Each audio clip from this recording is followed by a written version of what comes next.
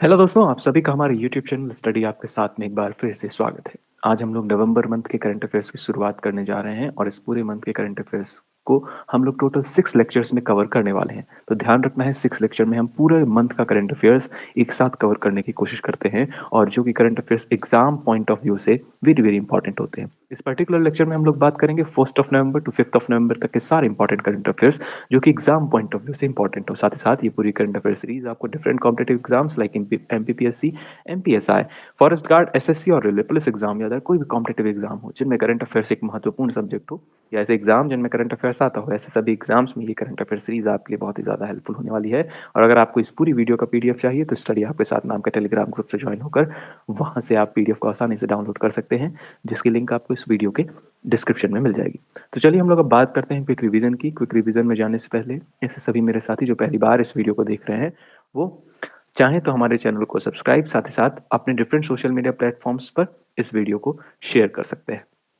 चलिए बात करते हैं क्विक रिवीजन की। क्विक रिवीजन की फर्स्ट न्यूज हमने देखी थी national unity day. National unity day प्रत्येक साल सरदार वल्लभ भाई पटेल की जन्म एनिवर्सरी यानी बर्थ एनिवर्सरी के रूप में 31 अक्टूबर को प्रत्येक साल मनाई जाती है। ये कब से मनाई जाने लगी है तो ध्यान रखना है, इसकी शुरुआत कब हुई है तो शुरुआत 2014 से हुई है, यानी 2014 से प्रत्येक साल राष्ट्रीय एकता दिवस मनाया जा रहा है। यह सरदार वल्लभ भाई पटेल की जन्म जयंती के रूप में प्रत्येक साल 31 अक्टूबर को राष्ट्रीय एकता दिवस के रूप में मनाया जाता है। आप सभी को पता है सरदार वल्लभ भाई पटेल, जिन्हें आयरन मैन ऑफ इंडिया के नाम से जाना जाता है, इनका एक स्टैचू भी बनाया गया है जो कि वर्ल्ड का लार्जेस्ट स्टैचू है, जिसे आप कहते हो स्टैचू ऑफ यूनिटी, अहमदाबाद में बनाया गया है। एज इट इज बहुत ज्यादा इंपॉर्टेंट है, तो उसके बारे में भी आपको पता होना चाहिए। साथ साथ प्रीवियस लेक्चर में हमने बहुत ही डिटेल में सरदार वल्लभ भाई पटेल जी को कवर किया है। आप चाहें तो प्रीवियस लेक्चर्स को अच्छे से देखें, आपको सारी चीजें समझ में आएंगी। चलिए बात करते हैं नेक्स्ट न्यूज के बारे में। नेक्स्ट न्यूज हमने देखी थी 114th birth anniversary Homi Jehangir Bhabha. Homi Jehangir Bhabha, जिन्हें फादर ऑफ न्यूक्लियर प्रोग्राम कहा जाता है। Father of nuclear programme, nuclear programme, इनकी 114वीं बर्थ एनिवर्सरी 30 अक्टूबर को मनाई गई। ध्यान रखना है, 30 अक्टूबर को मनाई गई। ठीक है। इसके अलावा नेक्स्ट न्यूज हमने देखी थी प्रधानमंत्री अनुसूचित जाति अभ्युदय योजना। अनुसूचित जाति, ध्यान रखना है, पीएम पीएम अजय की बात हो रही है।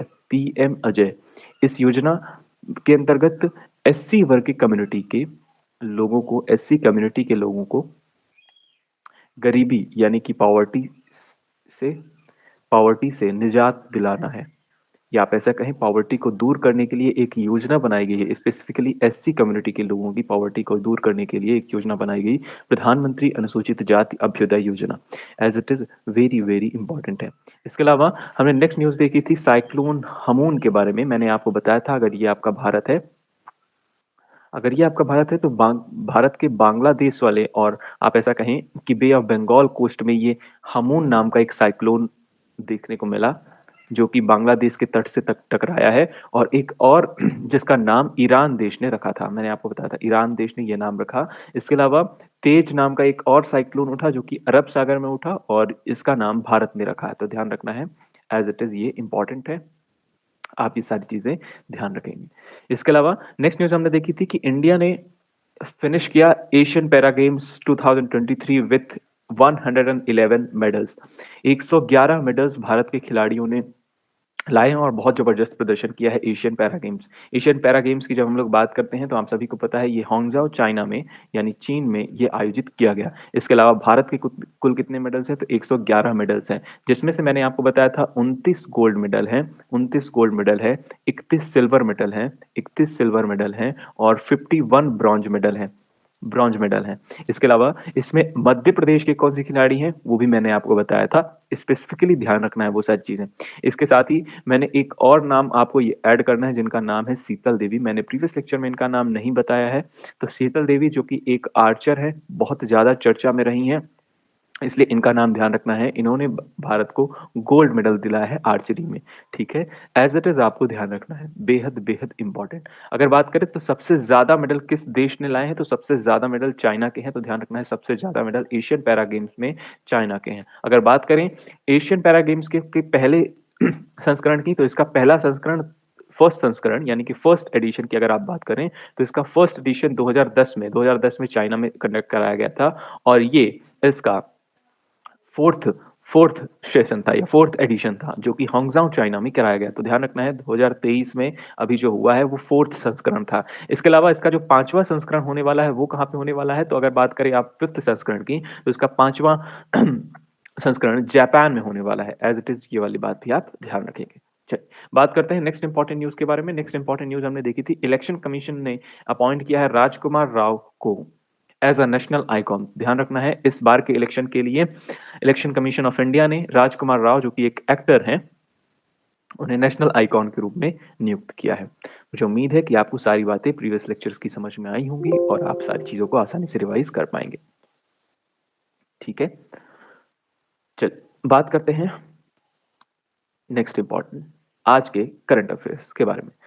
Very very most important current affair है ये फिलहाल के लिए। Gwalior and Kozhikode joins UNESCO creative cities network. UNESCO creative cities network के द्वारा भारत की दो सिटीज ध्यान रखना है, दो सिटीज को अलग अलग कैटेगरीज में बेस्ट कहा गया है। स्पेसिफिकली मध्य प्रदेश की बात करें तो मध्य प्रदेश का जो ग्वालियर शहर है, मध्य प्रदेश का जो ग्वालियर शहर है उसे म्यूजिक के लिए ग्वालियर की तरफ से क्रिएटिव सिटीज नेटवर्क में शामिल किया गया है। एज इट इज ध्यान रखना है, तो फॉर म्यूजिक ध्यान रखना है, यहाँ के संगीत की चर्चा देश विदेशों में भी है। इसके अलावा कोझिकोड लिटरेचर, कोझिकोड कोझी कोझिकोड कोझिकोड ये केरला की डिस्ट्रिक्ट है, केरला राज्य की एक डिस्ट्रिक्ट है और ये इसे लिटरेचर के लिए शामिल किया गया है। एज इट इज ये वाली बात ध्यान रखना है। तो बात करते हैं इस न्यूज के बारे में। Gwalior and Kozhikode from India are among the 55 new cities who have joined the UNESCO creative cities network. Total UNESCO creative cities network में 55 शहरों को शामिल किया गया है, जिसमें से भारत के 2 शहर कौन कौन से हो गए हैं, एक Gwalior of Madhya Pradesh for music category and Kozhikode of Kerala in literature category. As it is ये वाली बात ध्यान रखेंगे आप। साथ ही साथ यूनेस्को के जो डायरेक्टर हैं वो क्या है, वो कौन है, तो ऑड्रे जॉले। इसके अलावा अगर बात करें तो टोटल 55 सिटीज को अक्रॉस द वर्ल्ड इंक्लूड किया गया है, जिसमें से ग्वालियर को म्यूजिक के लिए, कोझिकोड को क्रिएटिव फील्ड ऑफ लिटरेचर के लिए, इसके अलावा रियो दी जेनेरियो लिटरेचर के लिए, बुखारा को क्राफ्ट्स एंड फोक आर्ट्स के लिए, काठमांडू जो कि नेपाल में है आप सभी को पता है, इन्वॉल्व इन फिल्म सेक्टर, और Ulaanbaatar create crafts and folk art. तो टोटल अभी रिसेंटली इन सिटीज को शामिल किया गया है। 55 सिटीज टोटल हो चुकी हैं, टोटल 55 सिटीज हो गई हैं, जिसमें भारत की 2 सिटीज को शामिल किया गया है। ध्यान रखना है ग्वालियर और कोझिकोड। बेहद इंपॉर्टेंट है, very very important current affair है इस पर्टिकुलर वीक का। इसके अलावा आपको पता होना चाहिए कि कितनी सिटीज को यूसीसीएल यूनेस्को की क्रिएटिव सिटीज नेटवर्क में शामिल किया गया है, तो कब कब शामिल किया गया है, तो टोटल कितनी है, तो वो आपको पता होना चाहिए। स्पेसिफिकली बात करें तो जयपुर को क्राफ्ट एंड फोक 2015 में इसे शामिल किया गया। वाराणसी को क्रिएटिव सिटी फॉर म्यूजिक 2015 में शामिल किया गया। इसके अलावा Chennai creative city for music 2017 में शामिल किया गया। इसके अलावा मुंबई फिल्म 2019 में, और हैदराबाद को गैस्ट्रोनॉमी 2019 में। इसके अलावा Srinagar craft and folk art 2021 में, और ग्वालियर को संगीत में 2023 में, और साथ ही साथ कोझिकोड को लिटरेचर में, क्रिएटिव इन लिटरेचर 2023। तो टोटल भारत की कितनी सिटीज ऐसी हैं जिन्हें यूनेस्को क्रिएटिव सिटीज नेटवर्क में शामिल किया गया है, तो एज इट इज आप ध्यान रखेंगे 8 सिटीज है, जिनमें रिसेंटली 2 सिटीज का नॉमिनेशन है। ध्यान रखना है 2 सिटीज जिनका नाम क्या है, ग्वालियर और कोझिकोड। एज इट इज ये वाली बात आप ध्यान रखेंगे, बहुत ज्यादा इंपॉर्टेंट है। Kozhikode Kerala for literature creative literature आप ऐसा कहें, और ग्वालियर फॉर म्यूजिक यानी संगीत। एज इट इज ये वाली बात यहाँ आप ध्यान रखेंगे।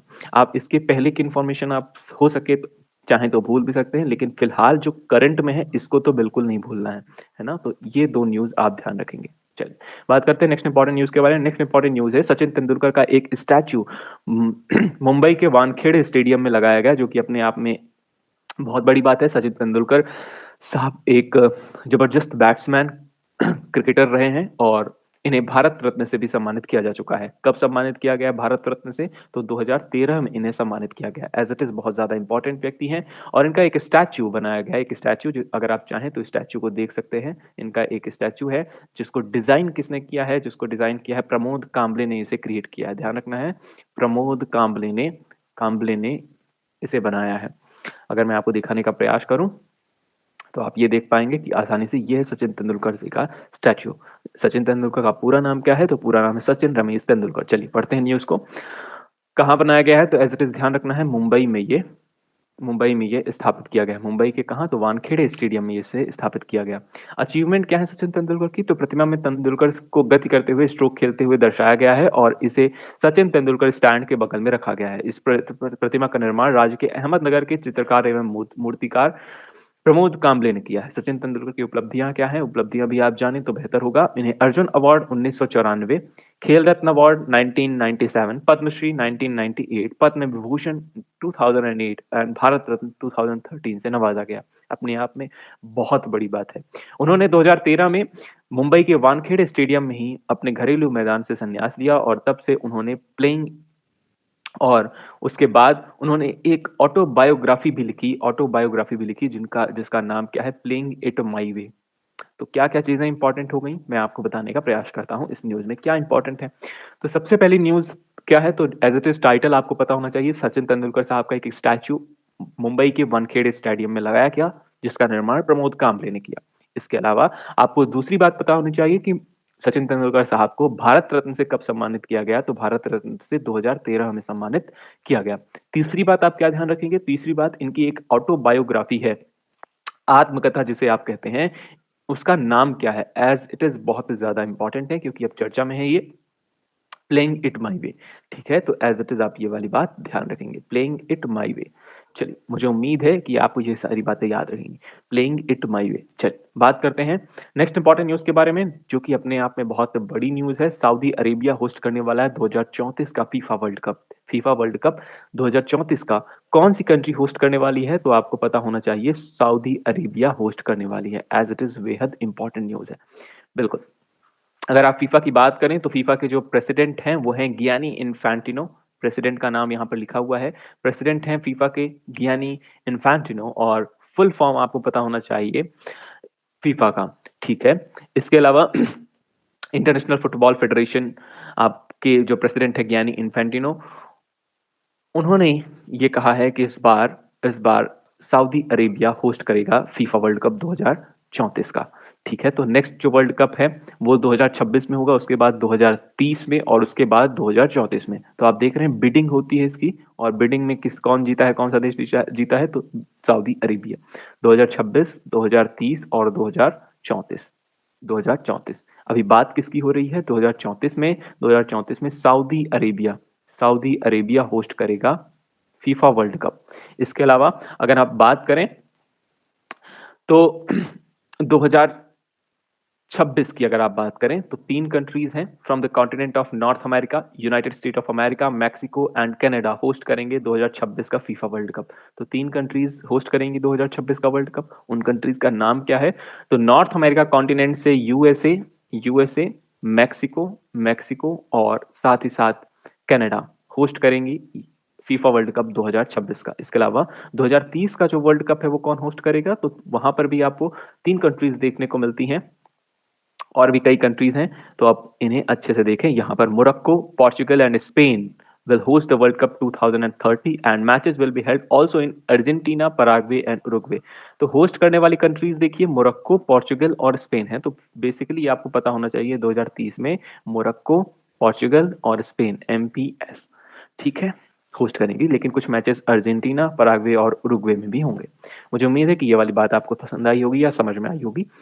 फिलहाल के लिए आपको याद रखना है इस पर्टिकुलर न्यूज में, सऊदी अरेबिया होस्ट करने वाला 2034 का फीफा वर्ल्ड कप। साथ ही साथ अगर बात करें रिसेंट का, यानी कि 2026 में जो वर्ल्ड कप होगा, 2026 में जो फीफा वर्ल्ड कप होगा उसे कौन होस्ट करेगा? तो ध्यान रखना है, नॉर्थ अमेरिका की तीन कंट्रीज, नॉर्थ अमेरिका कॉन्टिनेंट की तीन कंट्रीज आप सभी को पता है। पहली है USA, United state of America, दूसरा आप कनाडा याद होगा, और तीसरा आपको याद होगा मैक्सिको। तो यूएसए के नीचे मैक्सिको और ऊपर कनाडा, इस तरह से आप मैप में देख के भी आप याद रख सकते हैं। चलिए बात करते हैं नेक्स्ट इंपॉर्टेंट न्यूज के बारे में। नेक्स्ट इंपॉर्टेंट न्यूज है, एक प्रश्न के फॉर्म में है, India's first ever lavender farm is constructed in which state और यूनियन टेरिटरी?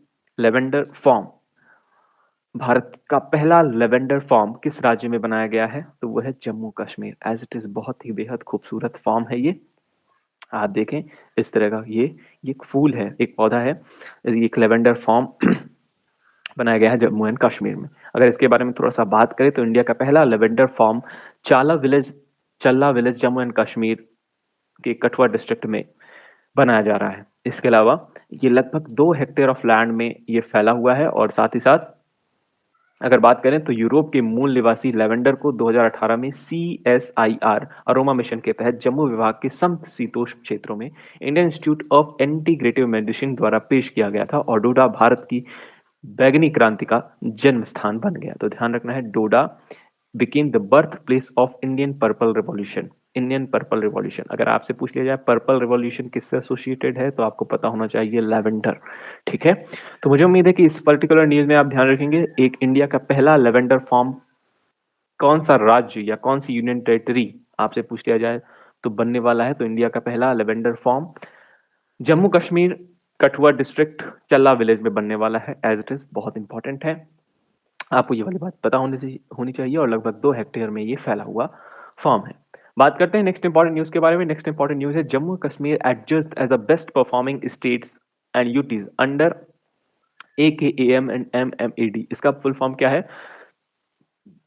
इसका फुल फॉर्म है AKAM आजादी का अमृत महोत्सव और MMMD यानी ट्रिपल MD यानी मेरी माटी मेरा देश। इसमें Jammu and Kashmir best performing state और यूनियन टेरिटरी का खिताब इसे दिया गया है। नरेंद्र मोदी जी ने यह खिताब दिया है टॉप 3 स्टेट्स और यूनियन टेरिटरीज को।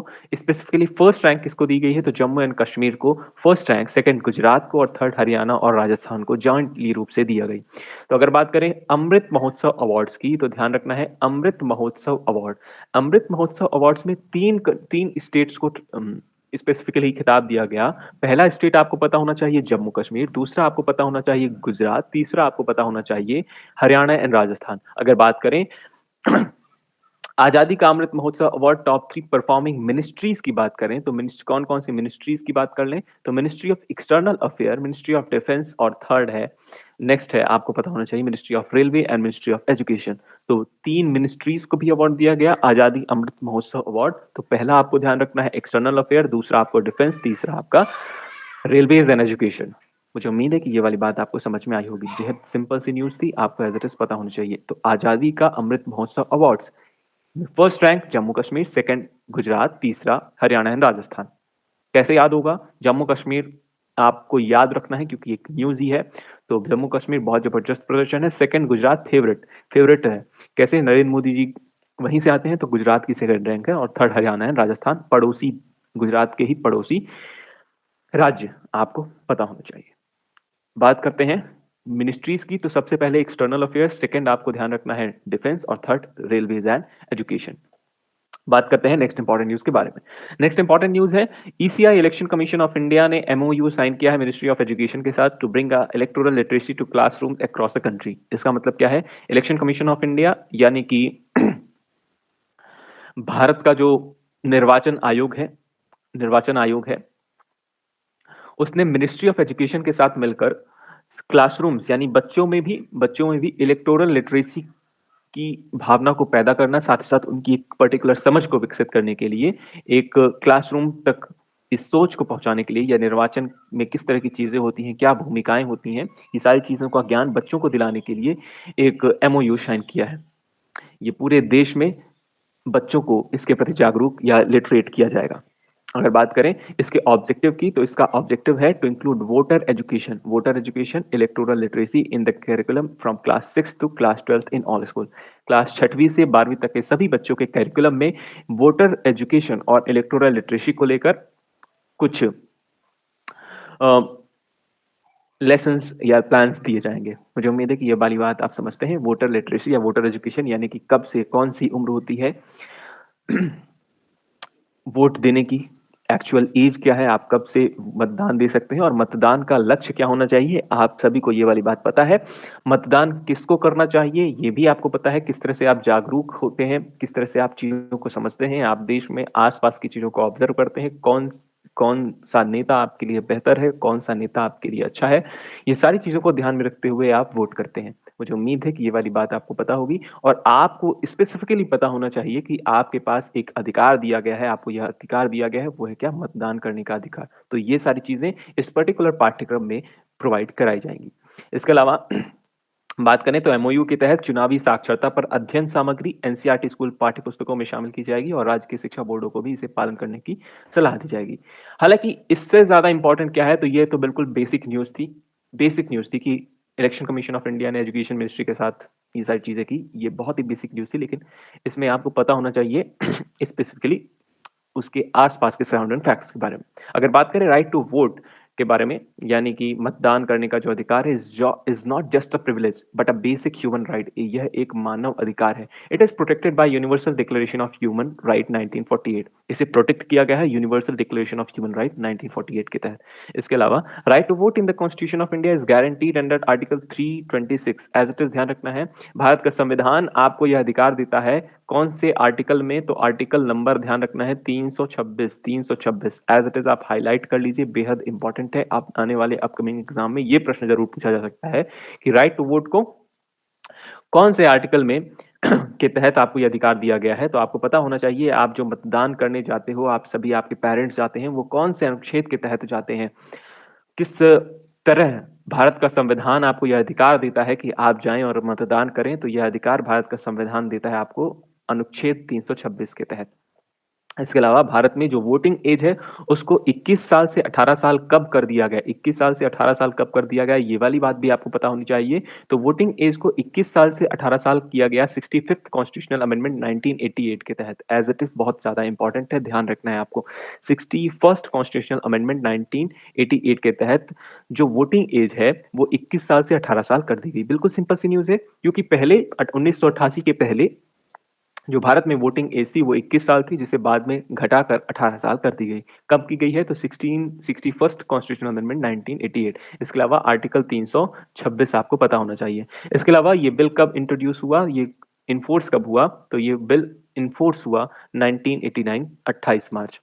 मुझे उम्मीद है कि सारी बातें आपको समझ में आई होंगी। चलिए बात करते हैं शॉर्ट न्यूज के बारे में। फर्स्ट शॉर्ट न्यूज है NMC national medical commission launch करने वाला है one nation one registration platform for doctors across India. बिल्कुल सिंपल सी न्यूज है, जैसा कि आपने अपार आईडी के बारे में मैंने आपको बताया था। अपार आईडी बेसिकली एकेडमिक्स या आप ऐसा कहें स्टूडेंट्स की एक आईडी बनाने जा रहा है। भारत सरकार एक आईडी बनाने की कोशिश कर रही है। तो APAAR ID as it is important है, ध्यान रखना है। स्टूडेंट्स के सारे क्वालिफिकेशंस के बारे में उसमें पूरा विवरण होगा, है ना, जिसमें एक स्कैनर होगा। उस पर्टिकुलर स्कैनर को स्कैन करते ही स्टूडेंट्स की सारी क्वालिफिकेशन डिटेल्स आ जाएंगी। वैसे ही वैसे ही same as it is doctors के लिए